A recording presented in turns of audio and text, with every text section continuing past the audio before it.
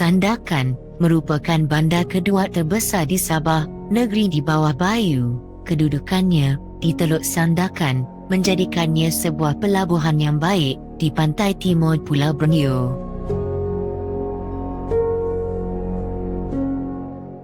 Sandakan mempunyai penduduk lebih kurang 500,000 pada tahun 2019. Penduduk dominan daerah ini adalah terdiri daripada kalangan etnik Bajau, Suluk dan juga Cina.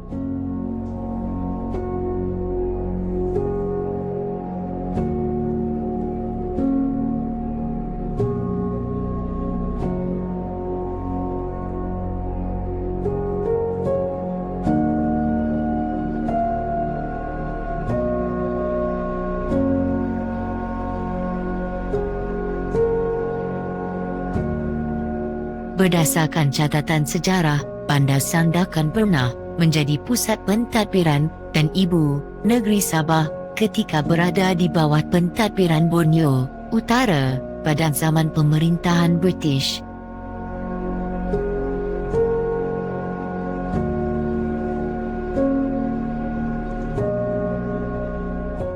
Sandakan juga pernah menjadi tapak kem tahanan perang dan pembinaan lapangan terbang tentera Jepun semasa Perang Dunia Kedua pada tahun 1941 hingga 1945.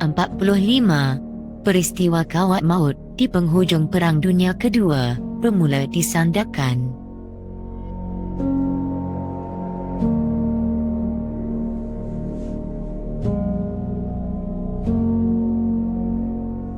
Pada ketika ini, Sandakan juga terkenal sebagai salah satu destinasi ekopelancongan di Sabah.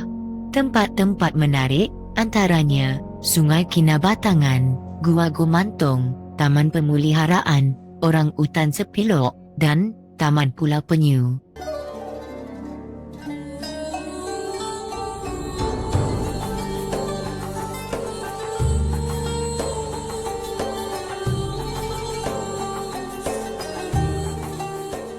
Sememangnya, banyak lagi tempat-tempat menarik di Sandakan yang boleh dilawati. Namun, jika anda berada di Bandar Sandakan, jangan lupa mengunjungi Masjid Jamik Syekh Hasabullah At-Tohiri atau nama sebenar beliau ialah Syekh Hasabullah bin Said bin Ali Al-Zahiri Al-Yamani, sebuah masjid tertua di Sabah.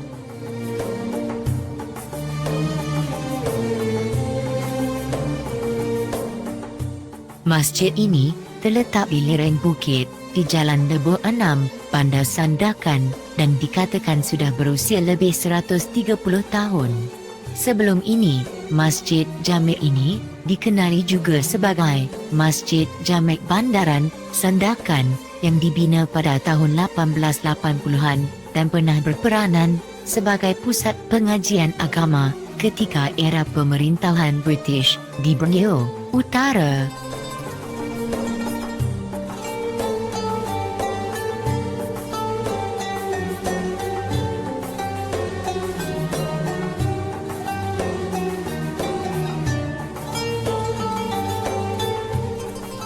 Menurut Tuan Said Rizwan Sehan Ashsegaf, nama Masjid Jamik ditukar kepada Masjid Jamik Syekh Hasabullah At-Tohiri adalah pada 6 Disember 1991 sempena nama guru seorang pendakwa terkenal di daerah Sandakan yang juga merupakan datuk beliau.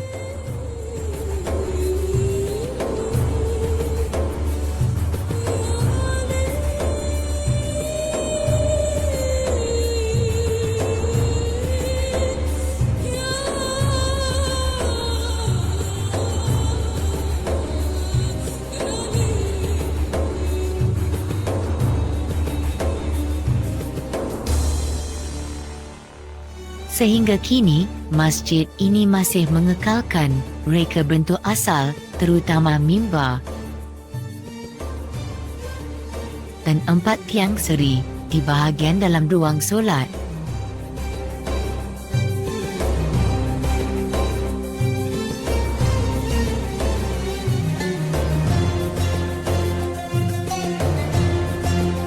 Walaupun Masjid Jamek ini masjid ketua di Sabah, namun ia masih teguh dan terus giat menjalankan berbagai aktiviti ibadat dan dakwah Islamiah bagi kalangan masyarakat Islam di Sandakan dan sekitarnya.